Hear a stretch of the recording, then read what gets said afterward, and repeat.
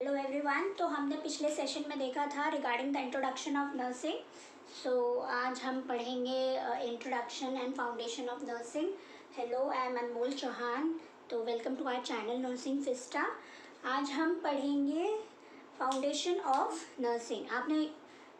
आपके रिव्यूज़ बहुत अच्छे आए थे, मेरे पास लाइक्स भी आए हैं। Thank you. ऐसे ही लाइक सब्सक्राइब करते रहिए इस चैनल को। Thank you so much. आपका रिस्पांस बहुत अच्छा था, उसी ने मुझे मोटिवेट किया इस नई वीडियो को बनाने के लिए।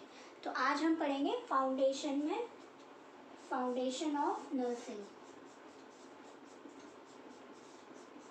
स्टार्ट करेंगे सबसे पहले फाउंडेशन ऑफ नर्सिंग में O2 इनहेलेशन।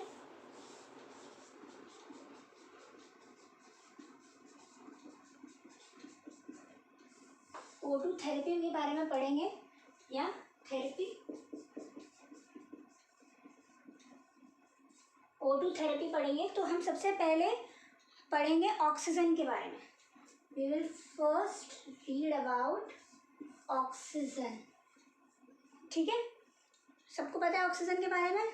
फिर भी हम थोड़े थोड़े जनरल पॉइंट्स जो हैं ऑक्सीजन के बारे में वो हम पढ़ेंगे। ठीक है, वही मैंने जैसे पिछली क्लास में बताया था, always read and right in a diagrammatic form, ताकि आपके जब दिमाग में पढ़ोगे तो आपको सारे पॉइंट्स ऐसे एक पिक्चर फॉर्म में एक वही चार्ट बन के आपके माइंड में आएगा। ठीक है, इसलिए मैं हमेशा प्रेफर करती हूँ कि एक हम डायग्राम बनाएं या फ्लो चार्ट बनाएं जिसके बेसिस पे हम पढ़ सकें। तो हम जनरल पॉइंट्स देखेंगे, जनरल कैरेक्टरिस्टिक्स देखेंगे ऑक्सीजन की। सबसे पहले ओडरलेस गैस। क्या होती है ये? Odourless gas. Next colourless. Odourless gas होती है, कलरलेस गैस होती है, इनफ्लेमेबल गैस।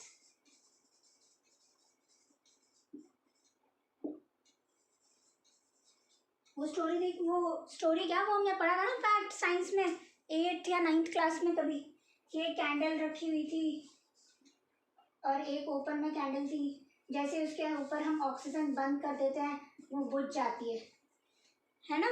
तो it is the oxygen is the inflammable gas. आग लग जाती है, आग।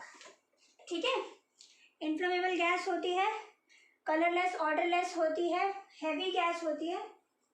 It is heavier than the air. यानी कि एयर में वैसे ही ऑलरेडी इतनी सारी गैसेस प्रेजेंट होती है, तो लेकिन उस कॉम्बिनेशन से ज़्यादा हेवियर होती है हमारी ऑक्सीजन। ठीक है, it's a supportive gas.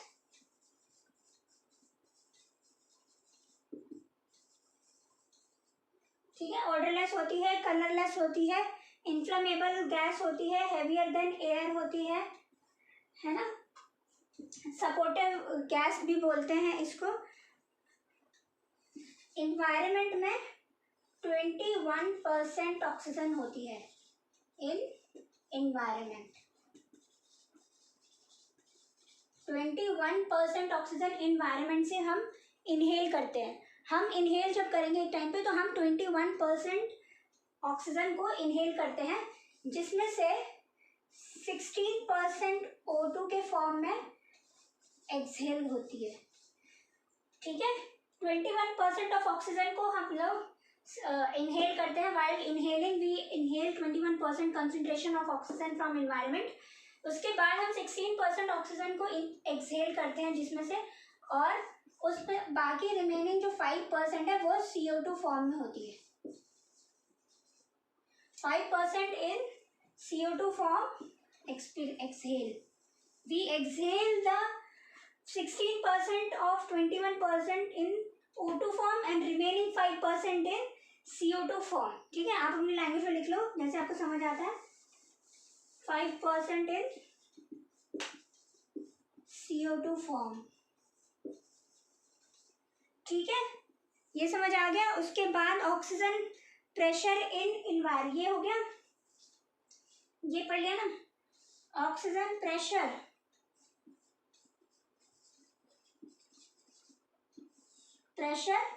Oxygen pressure in environment is 150 mmHg। Environment में कितना है? और हम पढ़ेंगे बॉडी में कितना है। ठीक है, एनवायरनमेंट में कितना है प्रेशर ऑक्सीजन का और बॉडी में कितना है ये हम पढ़ेंगे। और इसका है ये एनवायरनमेंट अपना है 150 mmHg और बॉडी में कितना है 100 mmHg। ठीक है, तो ये हमने कुछ जनरल पॉइंट्स पढ़े हैं ऑक्सीजन के रिगार्डिंग। सबसे पहले oxygen is a odourless gas, यानी कि नो स्मेल। ओडर का मतलब पता है ना आपको, odour is known as smell. तो ओडरलेस गैस है, कलरलेस गैस है, इन्फ्लेमेबल गैस है, heavier than air, supportive gas है। 21% of oxygen is present in the environment. ठीक है, उसमें से हम 16% ऑक्सीजन को एक्सहेल कर लेते हैं, 5% इन CO2 फॉर्म। अगर हम 16% O2 एक्सहेल कर रहे हैं तो रिमेनिंग 5% हम CO2 के फॉर्म में एक्सहेल करते हैं। ऑक्सीजन का प्रेशर एनवायरनमेंट में 150 mmHg होता है एंड बॉडी में 100 mmHg होता है। ठीक है, तो इस चार्ट से आप कितने सारे MCQ सॉल्व कर सकते हो, है ना। अगर आपको, और जब आपको ऑक्सीजन के बारे में जनरल कैरेक्टरिस्टिक ऑफ ऑक्सीजन याद करना हो तो आपके दिमाग में इस चार्ट की इमेज बननी चाहिए। ठीक है, जैसे कि oxygen odourless, colourless, inflammable, heavier than gas, supportive gas, ये सब हमें याद हो गया। उसके बाद 21% होता है जिसमें से 16% ऑक्सीजन एक्सहेल हो जाता है, रिमेनिंग 5% CO2 के फॉर्म में हम एक्सहेल करते हैं। ऑक्सीजन का प्रेशर एनवायरनमेंट में होता है 150 mmHg और बॉडी में होता है हमारा 100 mmHg। जल्दी से बना लो ये चार्ट फटाफट।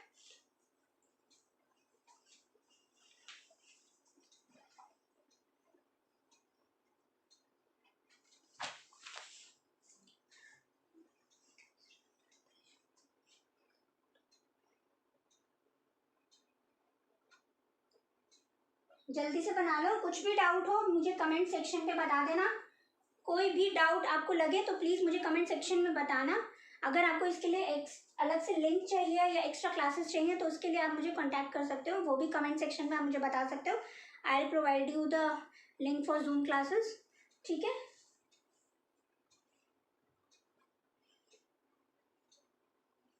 लिख लिया, बता दें।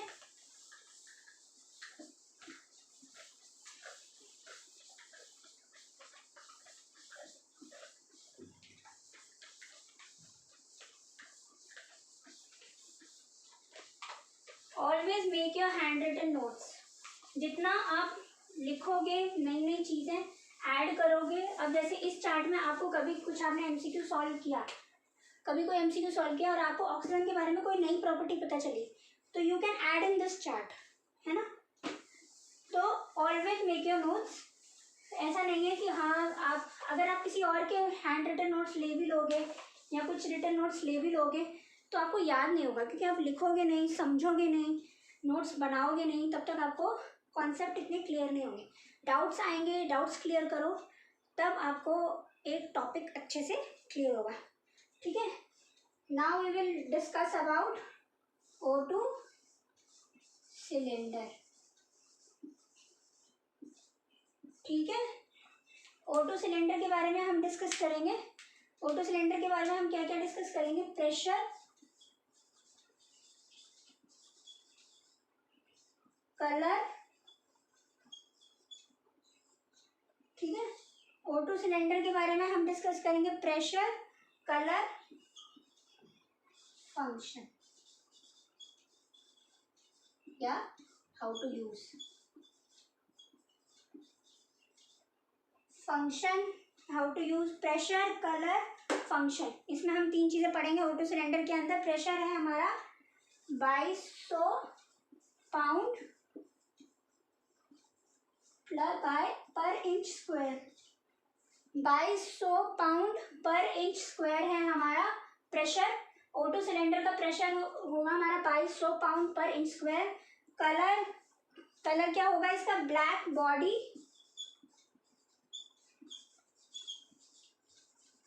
With white top. Black body with white top, ऐसे होगा।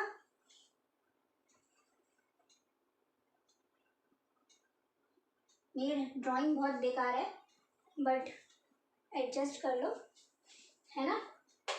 तो यहाँ फ्लो मीटर लगाने के लिए ह्यूमिडिफायर मतलब फ्लो मीटर लगाने के लिए स्पेस होता है, ठीक है। यहाँ इसमें हम फ्लो मीटर लगाते हैं। It is white in colour and it is black in colour, ठीक है। ब्लैक बॉडी वाइट टॉप, ये हो गया हमारा। इसमें हम ऑक्सीजन फ्लो मीटर लगाएंगे टू चेक द प्रेशर, ठीक है। ये है ऑक्सीजन सिलेंडर हमारा, black body with white top. अब ये ओपन कैसे होता है? नॉर्मली चीज़ें कैसे ओपन होती हैं? हम कैसे ओपन करते हैं किसी भी, अगर हमें क्लॉक को ओपन करना है तो हम कैसे ओपन करेंगे? क्लॉकवाइज। और बंद कैसे करेंगे? एंटी क्लॉकवाइज, है ना। ऐसे ही करते हैं शायद, ऐसे ही करते हैं ना। लेकिन इसमें उल्टा है, इसको हम जब ओपन करेंगे तो एंटी क्लॉकवाइज करेंगे। कैसे ओपन करेंगे? एंटी क्लॉकवाइज, ठीक है। और जब हम इसको क्लोज करेंगे तो क्लॉकवाइज करेंगे, ठीक है। जब ओपन करेंगे तो एंटी क्लॉकवाइज करेंगे, एंटी क्लॉकवाइज हो गया, है ना। और क्लॉकवाइज क्या हुआ? जिस तरफ हमारी घड़ी चलती है, ऐसे चलती है ना घड़ी, तो क्लॉकवाइज, ठीक है। Anti clockwise, clockwise. कैसे ओपन होता है? With the help of O2 की, with the help of O2 की या स्पैनर। स्पैनर देखा होगा ना सबने, पाना बोलते हैं जिसको, स्पैनर देखा होगा ना, पाना बोलते हैं जिसको। ऑक्सीजन की मदद से हम इसको एंटी क्लॉकवाइज और क्लॉकवाइज ओपन करेंगे। तो क्या पढ़ा हमने O2 सिलेंडर के बारे में? प्रेशर होता है इसका 2200 पाउंड पर इंच स्क्वायर, कलर होता है इसका black body with white top, ठीक है। उसके बाद function and how to use is, open होगा ये एंटी क्लॉकवाइज एंड क्लोज होगा ये क्लॉकवाइज विद O2 की एंड स्पैनर, ठीक है। ये हो गया, बना लो चार्ट, बना लो ये भी।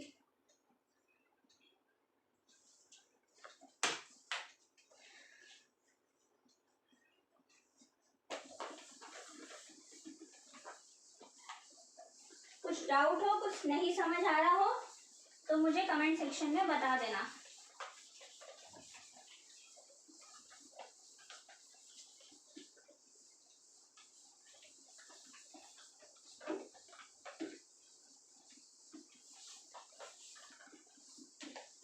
ठीक है, ये पढ़ लिया हमने O2 सिलेंडर के बारे में। अब हम पढ़ेंगे, और ऑक्सीजन जो हम लोग किसी पेशेंट को प्रोवाइड करते हैं वो हमेशा ह्यूमिडिफाइड फॉर्म में करते हैं। हमने देखा होगा हॉस्पिटल्स में जो लोग वर्क कर रहे हैं ह्यूमिडिफाइड ऑक्सीजन ही यूज़ करते हैं। ह्यूमिडिफायर में डिस्टिल्ड वाटर डालेंगे ताकि मॉइस्ट रहे वो गैस, क्योंकि इट विल प्रिवेंट ड्राइनेस। और जितना भी हमारा रेस्पिरेटरी सिस्टम का म्यूकस होता है, एयरवे का म्यूकस मेम्ब्रेन होता है, उसमें इरिटेशन ना हो। अगर ड्राइनेस होगी तो जाहिर सी बात है इरिटेशन भी होगी, ठीक है। तो O2 is always given in humidified form. O2 is always given in humidified form. थोड़ा बड़ा बड़ा लिखूं क्या? O2 is given in humidified form, ठीक है, to prevent dryness, to prevent the dryness, to prevent dryness, है ना, and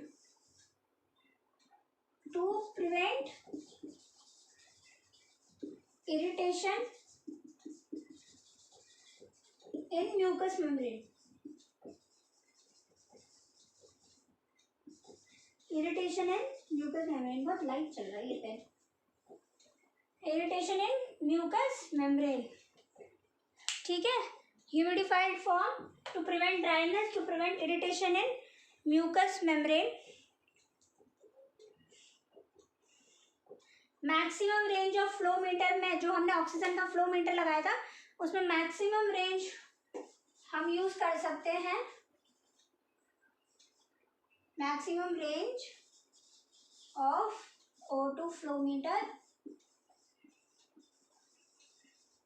मैक्सिमम रेंज हम यूजुअली इतनी ही यूज़ करते हैं, ठीक है।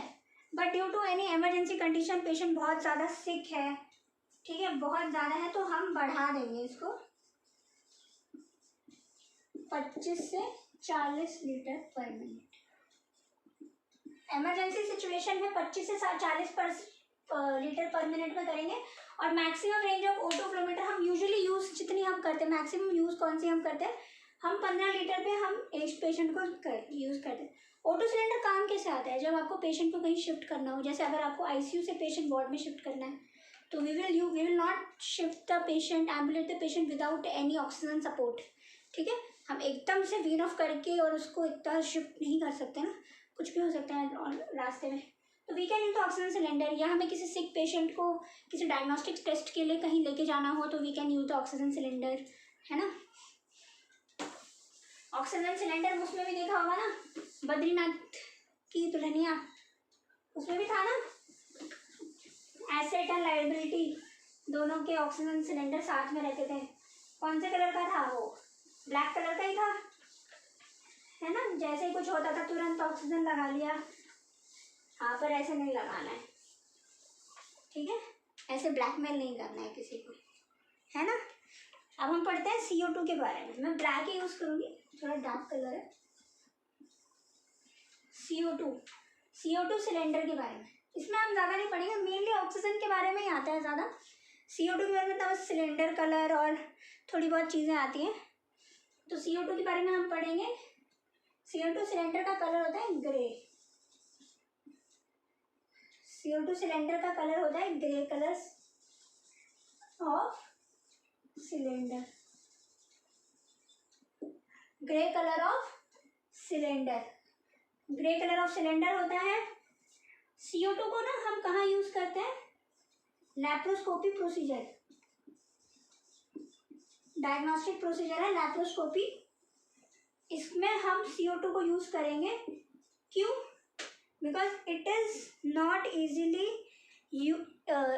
ऑब्जॉर्ब बाय आवर सेल्स, ठीक है, not easily, because not easily absorbed by our cells, ठीक है। हम CO2 को लैप्रोस्कोपी प्रोसीजर में हम लोग यूज कर सकते हैं एब्डोमिनल कैविटी में इंसर्ट करने के लिए। कहाँ इंसर्ट करेंगे इसको, abdominal cavity for laparoscopy. CO2 को लैप्रोस्कोपी प्रोसीजर में यूज करेंगे एब्डोमिनल कैविटी में इंसर्ट करके, because it is not easily absorb by our cells, ठीक है। अब ये तो हो गया इंसर्शन। अब रिमूवल, अगर हमें रिमूव करनी हो ये gas, removal of CO2 after the procedure, लिख लो,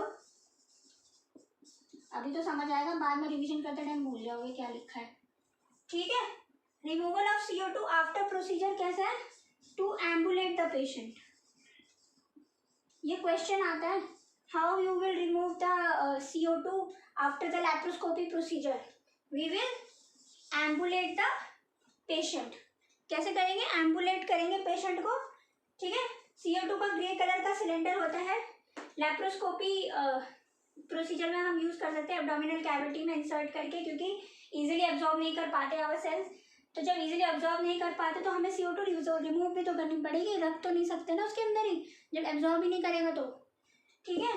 तो रिमूवल कैसे करेंगे, हम एम्बुलेट करेंगे पेशेंट को, ताकि पेशेंट का फ्लैटस पास हो सके, ठीक है। तो रिमूव एम्बुलेट करेंगे हम पेशेंट को, ताकि CO2 रिमूव हो सके आफ्टर प्रोसीजर। ये कुछ पॉइंट थे, बीच बीच में इधर उधर से पॉइंट्स हम लोग पढ़ेंगे इंटरलिंक करके सब कुछ, ताकि याद करने में भी थोड़ा इजी हो जाए, ठीक है, याद करने में थोड़ा इजी हो जाएगा, है ना। अब नेक्स्ट गैस कौन सी पढ़ेंगे, नेक्स्ट गैस हम पढ़ेंगे नाइट्रस ऑक्साइड। नाइट्रस ऑक्साइड को क्या बोलते हैं हम, लाफिंग गैस, ठीक है। आपके पास ना बहुत सारे इन सभी गैसेस के सिलेंडर के कलर पूछे जाएंगे, तब आपको याद करना है कि कौन कौन सी गैस का कौन कौन सा कलर है, सिलेंडर का क्या कलर है। ठीक है, तो अब हम पढ़ेंगे nitrous oxide. It is also known as laughing gas. Laughing gas ये तो सबको ही पता होगा, है ना।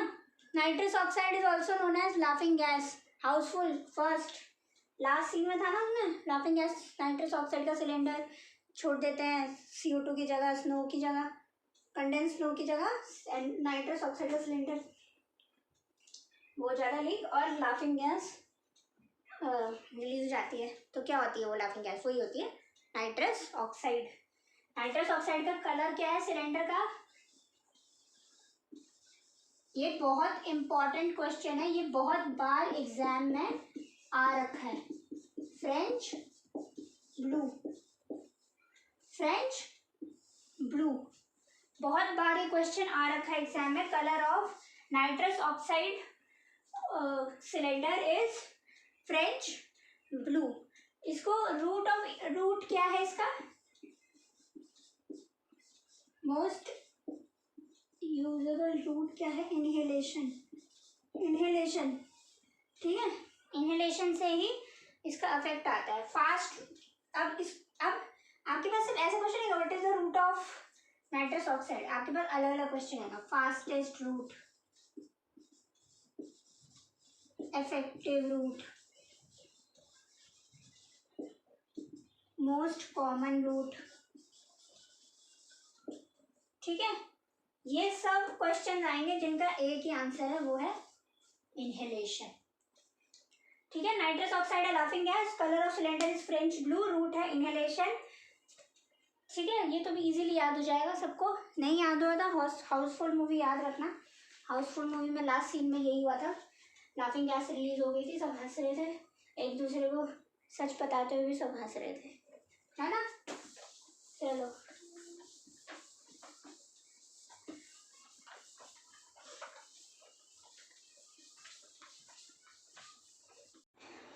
तो अभी हम पढ़ेंगे हाइपोक्सिया। हाइपोक्सिया का मतलब है to increase in oxygen in cell, decrease oxygen in cells. उसी के अलावा एक और टर्म आता है हाइपोक्सीमिया। ठीक है, जहां पे भी ये टर्म आ जाता है ना, ईमिया, it is always related to blood. Septicemia, infection in blood. Hypoxemia, decrease oxygen in blood. जहाँ पर भी ये ईमिया टर्म आता है ना, it is always related to blood. ठीक है, it is always related to क्या है? blood. तो hypoxemia is decrease in oxygen in cells. Hypoxemia is decrease in oxygen in blood. ठीक है, तो हाइपोक्सिया को हम आगे पढ़ेंगे हाउ टू असेस इट। सबसे पहले हम पढ़ेंगे assessment.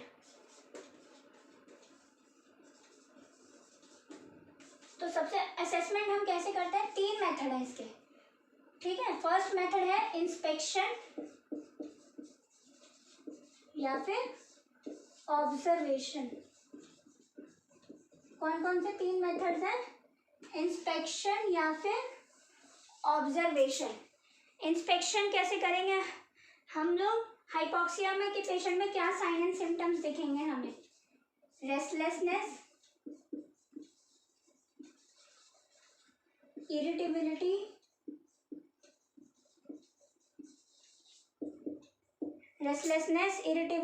Disorientation, confusion and cyanosis. Restlessness, irritability, disorientation, confusion and cyanosis. ठीक है, ये हमारे इंस्पेक्शन के साइन एंड सिम्टम्स है। अगर हम किसी पेशेंट में ये सब इंस्पेक्ट करेंगे तो हम लोगों को मतलब हो सकता है, चांसेस है कि ही और she the patient is in hypoxia. ठीक है, असेसमेंट कैसे करेंगे? इंस्पेक्शन एंड ऑब्जर्वेशन सबसे पहला मेथड है। साइन एंड सिम्टम क्या है? Restlessness, irritability, disorientation, confusion and cyanosis. अब इसको ऑब्जर्व जब हम करते हैं, ठीक है, अभी बताते इसको। जब हम ऑब्जर्व करते हैं हाइपोक्सिया को, तो it is in conscious patient में। जब ऑब्जर्व करेंगे, जब कॉन्शियस पेशेंट में ऑब्जर्व करेंगे तो अर्ली इंडिकेटर ऑफ साइनोसिस क्या है?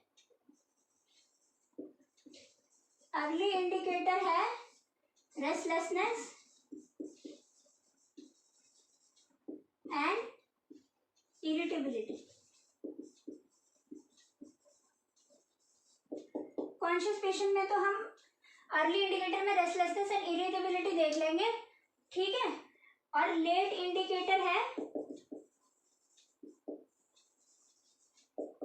साइनोसिस।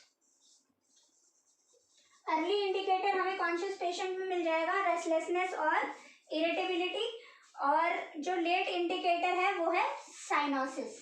ठीक है, कॉन्शियस पेशेंट हो गया। अब अनकॉन्शियस पेशेंट में, अनकॉन्शियस पेशेंट का अर्ली और लेट एक ही है, साइनोसिस। क्या है?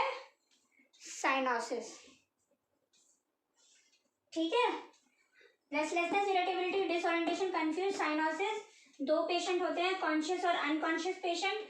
अनकॉन्शियस पेशेंट में अर्ली इंडिकेटर है हमारा रेस्टलेसनेस और इरिटेबिलिटी, और अनकॉन्शियस का अर्ली इंडिकेटर रेस्टलेस और इरिटेबिलिटी, और लेट इंडिकेटर है साइनोसिस, और अनकॉन्शियस का हमारा इंडिकेटर है साइनोसिस।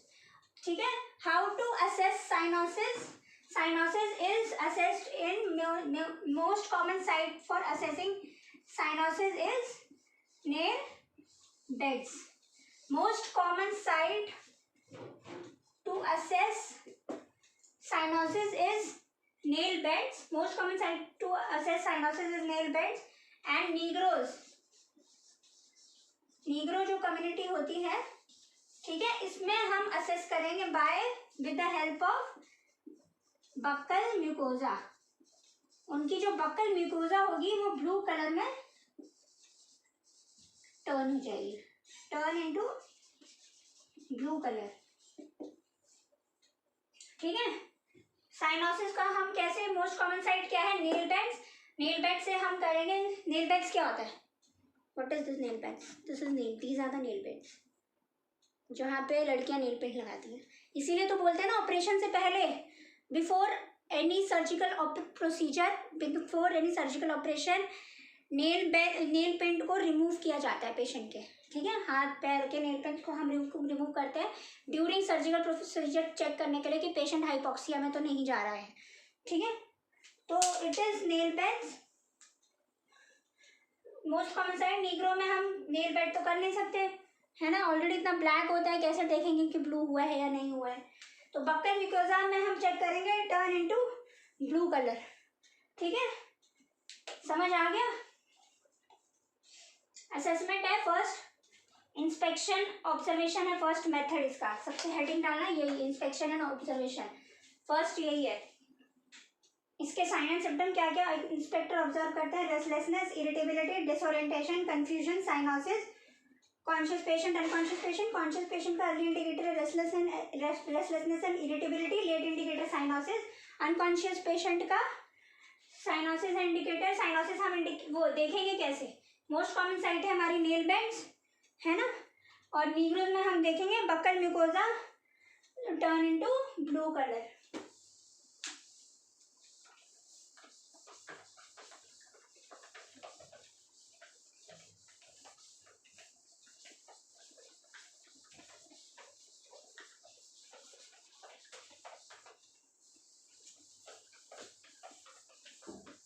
ठीक है, ये कुछ चीजें हैं, ये आपके एग्जाम पॉइंट ऑफ व्यू से बहुत इंपॉर्टेंट है और आपको समझना भी है। क्लिनिकल्स में भी आपके काम आएगा। आप जाओगे क्लिनिकल्स करोगे तो आपको ऑपरेशन के लिए पेशेंट तो प्रिपेयर करने का काम नर्सिंग ऑफिसर का ही है ना। Nurse should prepare the patient, तो you should know what all things we have to do while preparing the patient. क्या क्या चाहिए होता है प्री ऑप पेशेंट्स के उसमें?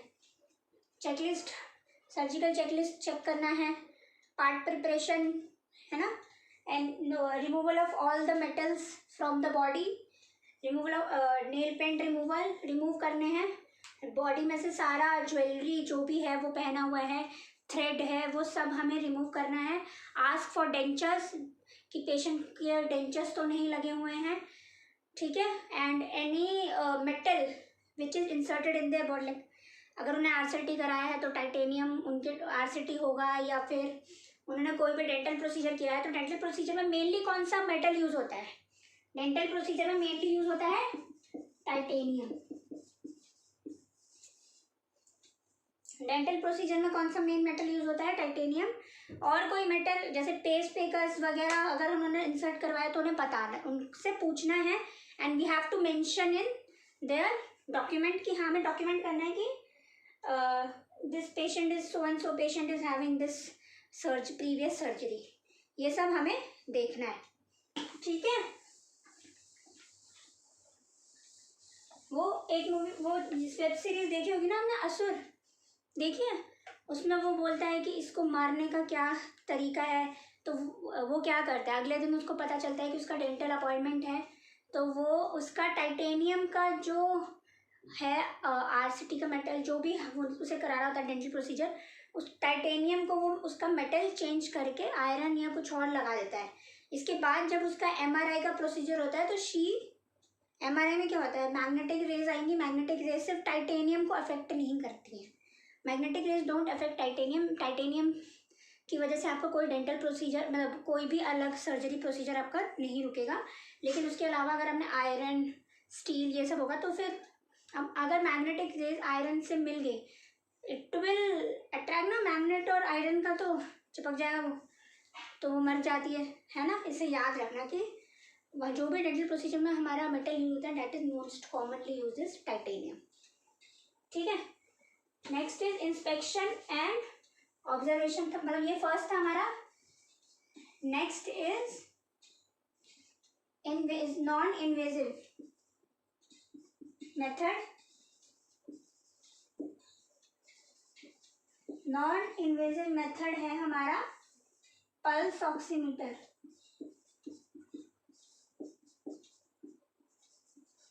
पल्स ऑक्सीमीटर दिख रहा है ना। नॉन इन्वेजिव मेथड होगा हमारा पल्स ऑक्सीमीटर, है ना, टू असेस द सैचुरेशन। किस लिए यूज करते हैं हम pulse oximeter? To assess the saturation. किस लिए यूज करते हैं? To assess saturation. सैचुरेशन को चेक करने के लिए हम असेस करते हैं ऑक्सीजन सैचुरेशन। क्या है नॉर्मल रेट इसका? More than 95%। More than 95% oxygen saturation normal माने जाएगा हम लोगों का, है ना। और सीओपीडी पेशेंट में नॉर्मल सैचुरेशन लेवल कितना होगा? 88 से 92%। इसको नॉर्मल मानेंगे, ठीक है। अगर आपको दिख रहा है कि कोई पेशेंट रेस्टलेस हो रहा है, उसका ऑक्सीजन लेवल कंटिन्यूस मार्क करे जा रहे हैं, देख रहे हैं 88 से 92 पे, तो always assess for COPD. COPD का हम सस्पेक्टेड डायग्नोस कर सकते हैं। और उनसे पूछना है कि आप कोई सांस वांस की दिक्कत है, कोई पहले से दवाई ले रहे हो, और उसके साइन एंड सिम्टम जो भी सीओपीडी के होंगे वो हमें देखने होंगे, ठीक है। पल्स ऑक्सीमीटर की साइट फिंगर, सबसे पहली साइड है finger, index finger. Index finger हमारा मोस्ट कॉमन साइट है। इंडेक्स फिंगर हमारा मोस्ट कॉमन साइट है और मोस्ट कन्वीनियंट भी है। मोस्ट कॉमन साइट हमारा फिंगर है, ठीक है, और मोस्ट कन्वीनियंट साइट भी हमारा फिंगर ही है, क्योंकि पेशेंट का आते ही हम लोग सबसे पहले फिंगर में SpO2 मॉनिटर लगाते होंगे, आपने देखा होगा, है ना, आपने भी किया होगा, देखा भी होगा। तो इसीलिए इसमें वी हैव टू रिमूव, क्या रिमूव करेंगे? नेल पेंट, क्योंकि नेल पेंट क्या करेगा, ट्रांसड्यूसर जो होता है ना पल्स ऑक्सीमीटर का जो ट्रांसड्यूसर होगा वो इतनी इजीली उसको असेस नहीं कर पाएगा, जिसकी वजह से फॉल्स रीडिंग आ सकती है, नेक्स्ट साइट इज फिंगर तो हो गया, टोज, ठीक है। फिंगर में अगर प्लास्टर है, कुछ भी दिक्कत है जिसकी वजह से हम लोग फिंगर में नहीं कर सकते, तो टोज, ठीक है। उसके अलावा होगा हमारा ईयर पिन्ना यहाँ पर, ठीक है, ईयर पिन्ना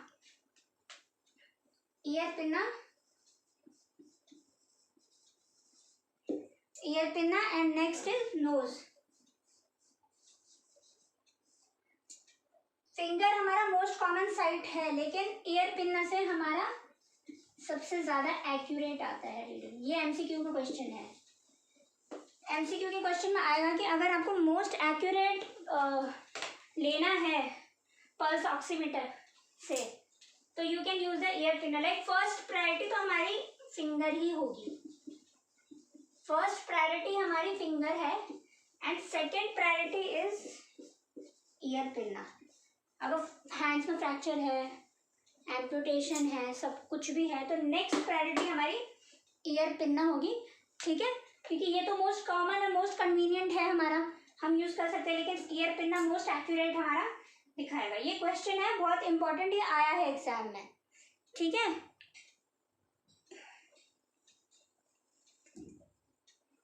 एटी 88 से 92, मोर देन 95% हमारा सैचुरेशन नॉर्मल होता है। रिवाइज कर दूं, देखो नॉन इन्वेजिव फर्स्ट हमारा इंस्पेक्शन ऑब्जर्वेशन, सेकंड है हमारा non invasive method pulse oximeter, जिसमें हम यूज करते हैं SpO2 मॉनिटर भी कहते हैं इसको, SpO2 मॉनिटर, ठीक है।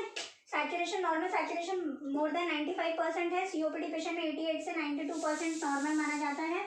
अगर 86% से कम हुआ, you have to inform doctor. 86% से इन्फॉर्म करना डॉक्टर को, क्योंकि हमें लग सकता है कि हाइपोक्सिया की कंडीशन है, ठीक है। हाइपोक्सिया के लिए हम असेस करेंगे पेशेंट को, इन्फॉर्म करना है हमें डॉक्टर को। उसके अलावा साइट कौन कौन सी है पल्स ऑक्सीमीटर की? Finger, toes, ear pinna, nose. Finger is most common and most convenient site. उसके अलावा ear pinna is most accurate. First हमारी प्रेफरेंस हमेशा फिंगर होगी and second preference is always ear pinna, ठीक है। ऐसे आपको याद भी हो जाएगा साथ के साथ।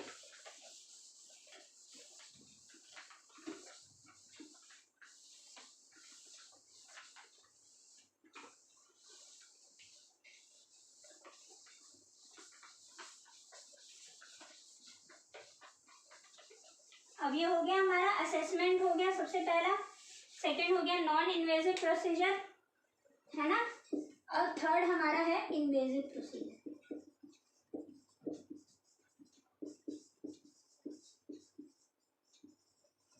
Non invasive method, invasive method, इसमें आएगा हमारा ABG एनालिसिस।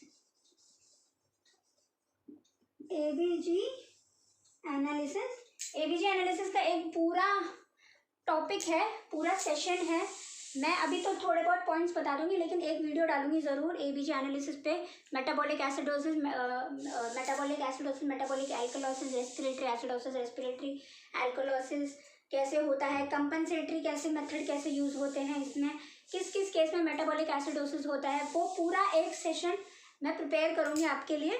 तो प्लीज़ मेरे चैनल को ज़रूर सब्सक्राइब करिएगा, ज़रूर लाइक कीजिएगा और share as much as possible, please please please, ठीक है। अगर आप चाहते हैं कि आपकी प्रिपरेशन अच्छी हो फॉर नर्सिंग एग्जामिनेशंस एंड आपका नॉलेज भी इंक्रीज हो, ठीक है, टू एनहांस, मैं हमेशा से यही कहूँगी, always promote your profession. Nursing profession को प्रमोट होने की, एजुकेशन नॉलेज लेवल को बढ़ाने की बहुत ज़रूरत है। इतना एवोल्यूशन अभी तक नर्सिंग में आया है, तो it's our responsibility and future nursing officers responsibility to carry out it, कि हमें आगे तक अपनी फील्ड को बढ़ाना है, ठीक है। ABG एनालिसिस, अभी हम थोड़ा बहुत ABG एनालिसिस में बेसिक चीज़ें पढ़ा देती हूँ, लेकिन मैं पूरा एक सेशन लूँगी ABG एनालिसिस पे, ठीक है। मेन पॉइंट अभी पढ़ा देती हूँ।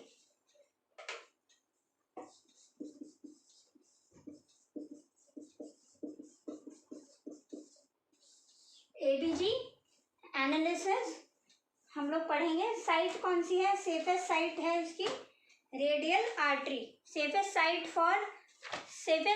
फॉर कैमरे से भाग जा रही हूँ मैं, है। Safest site for ABG analysis is radial artery.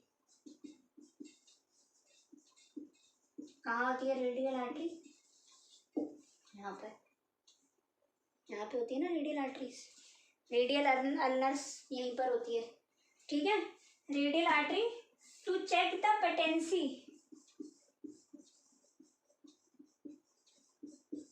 Patency of ulnar या फिर रेडियल आर्टरी हम करेंगे Elon test.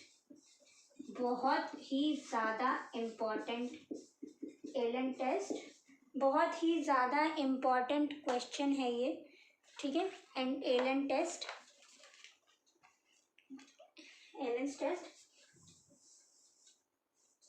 Most common site and most safest site है हमारा radial artery. Radial artery equal to check the patency of ulnar and radial artery, it is we perform a test which is known as Allen's test, ठीक है।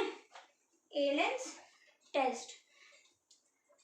तो जो ABG analysis होता है वो एक वेंटिलेटर, जो पेशेंट वेंटिलेटर पे होता है ना, तो एवरी 8 आवर्स हम चेक करते हैं। Test is performed every 8 hours, test is performed.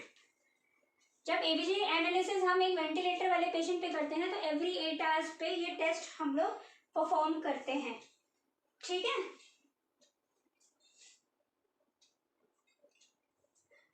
हो गया।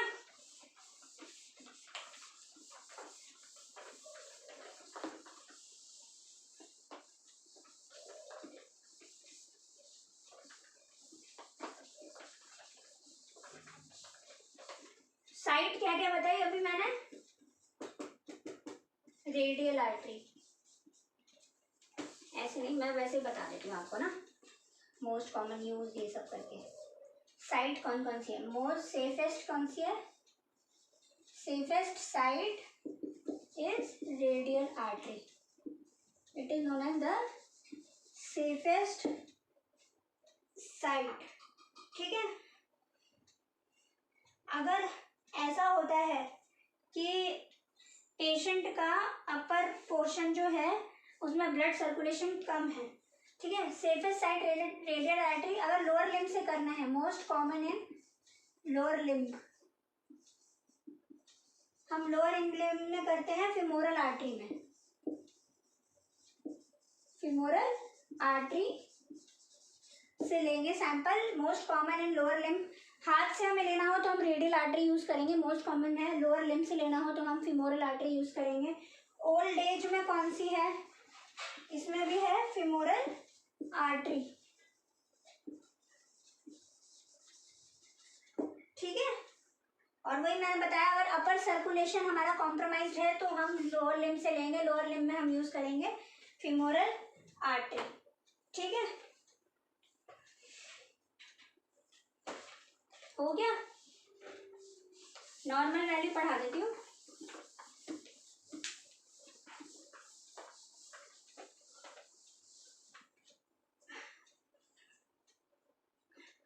जब एबीजी एनालिसिस करेंगे तो उसमें हमारी 4 वैल्यू आएंगे, pH, PO2, PCO2, FCO3, bicarbonate. PH होगा हमारा 7.35 से 7.45, ये हमारा नॉर्मल ब्लड पीएच लेवल है ना।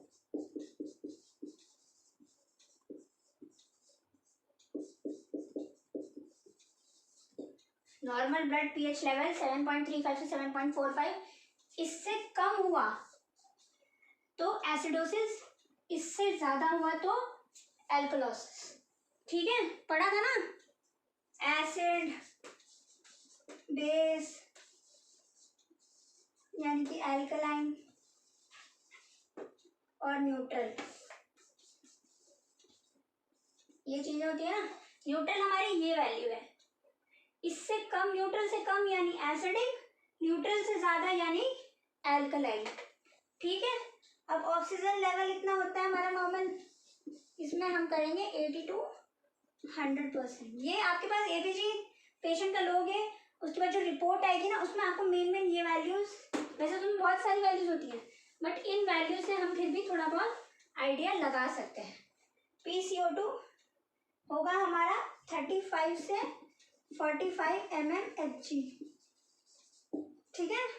एंड बाइकार्बोनेट का हमारा नॉर्मल वैल्यू है 22 से 27 मिली इक्विवेलेंट पर लीटर, ठीक है। ये 4 वैल्यू है। अब हम एक फॉर्मूला ना, बेसिक फॉर्मूला आप याद कर लो, आपको मैं जब अलग सेशन दूंगी ना तो उस टाइम आपको अच्छे से पढ़ाऊंगी, ठीक है। pH is directly proportional to bicarbonates and inversely proportional to CO2। अगर मान लो PCO2 इसकी बाइकार्बोनेट की वैल्यू कम हो जाती है तो ऑटोमेटिकली pH भी कम होने लगता है। तो इसको अगर बाइकार्बोनेट की वजह से हमारे pH लेवल में चेंज आता है तो इसको हम बोलेंगे मेटाबॉलिक एसिडोसिस। pH कम हुआ तो वैसे ही एसिडोसिस हो गया, है ना। बाइकार्बोनेट की वजह से कम हुआ, बाइकार्बोनेट की वजह से अगर pH कम होता है या बढ़ता है तो उसको हम मेटाबॉलिक एसिडोसिस या एल्कोलोसिस बोलेंगे, ठीक है। ये अगर ऐसा, अगर pH कम हुआ है,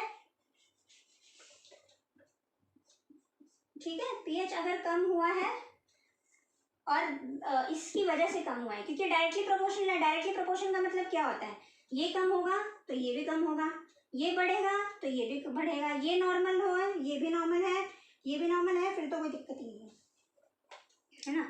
और अगर दिक्कत नहीं है तो पेशेंट ठीक है, कोई और बीमारी होगी, किसी और बीमारी से असेस करते हैं उसको, है ना।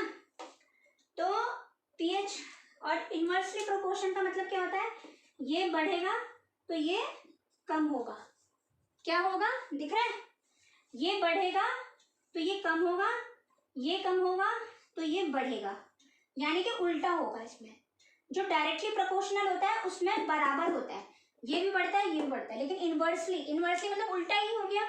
इनवर्सली प्रोपोर्शन में क्या हुआ कि ये कम हुआ तो ये बढ़ गया, ये कम हुआ तो ये बढ़ गया, ठीक है। तो अगर ऐसा कुछ होता है तो इसमें हम बोलते हैं रेस्पिरेटरी, इस फैक्टर को हम बोलेंगे रेस्पिरेटरी। अगर CO2 के बढ़ने से pH कम हुआ यानी कि एसिडोसिस कंडीशन आ गई, it is known as respiratory acidosis. और अगर pH के कम होने, सॉरी CO2 के कम होने से pH बढ़ गया तो it will known as, pH बढ़ गया तो एल्कलाइन कंडीशन है तो ये होगा एल्कोलोसिस, ठीक है। ये होगा एल्कोलोसिस। ये मैं और डिटेल में आपको पढ़ाऊंगी, इसमें काफ़ी सारी टर्म्स आती है, कंपेंसेटरी मेटाबॉलिक एसिडोसिस, कौन कौन सी कंडीशन में मेटाबॉलिक और रेस्पिरेटरी एसिडोसिस और एल्कोलोसिस होता है, ठीक है, हम कैसे असेस करेंगे पेशेंट्स में, तो वो सब मैं आपको पढ़ाऊंगी, उसकी आप टेंशन मत लो। अभी आप बस बेसिक समझ लो, बेसिक क्वेश्चन के लिए अभी इतना समझ लो, क्योंकि अभी तो हम ऑक्सीजन थेरेपी कर रहे हैं ना। अब हम एक टॉपिक से दूसरे टॉपिक करेंगे तो आप बोलोगे क्या पढ़ा रही है ना। तो ये हो गया मेटाबॉलिक, हो गया, ये सारी वैल्यूज हमने पढ़ ली। नॉर्मल ब्लड लेवल ये है, pH is directly proportional to bicarbonate and inversely proportional to CO2। Bicarbonate से अगर अफेक्ट कर रहा है pH तो भी मेटाबॉलिक एल्कोलोसिस और एसिडोसिस है। रेस्पिरेटरी से pH वो हो रहा है तो फिर एसिडोसिस, रेस्पिरेटरी एसिडोसिस और एल्कोलोसिस, ठीक है, हो गया।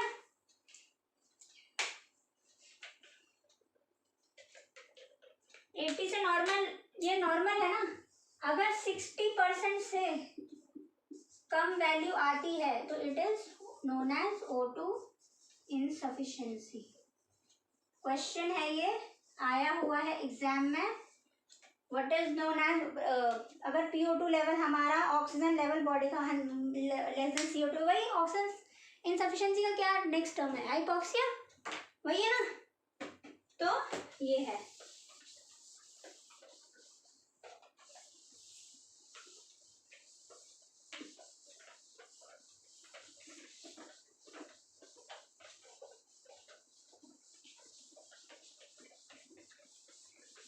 ठीक है, यहाँ तक आया समझ में?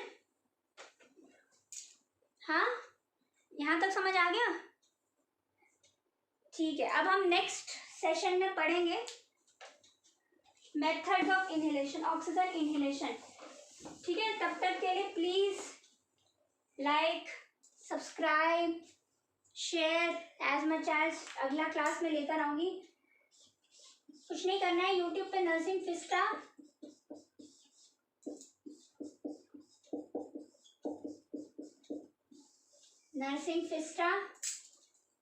ठीक है, लाइक करिए, सब्सक्राइब करिए, शेयर करिए प्लीज प्लीज, ताकि मुझे और मोटिवेशन मिले और क्लासेस डालने का। तो do like my channel. Thank you so much आज के सेशन के लिए। कुछ भी डाउट हो, कुछ भी हो तो प्लीज़ मुझे कमेंट सेक्शन पे ज़रूर बताइएगा। ठीक है, मैं आपको इस बार अपनी पर्सनल ईमेल आईडी भी शेयर कर दूँगी, कोई दिक्कत नहीं है। कमेंट्स में बताइए। अगर आपको कोई क्लासेस लेनी है, you have to take the classes for nursing exam, because सितंबर आने वाला है, नॉर्सेट आने वाला है, सबको पता है सितंबर आते ही नॉर्सेट आएगा। तो आपको बहुत बहुत प्रिपरेशन करनी है।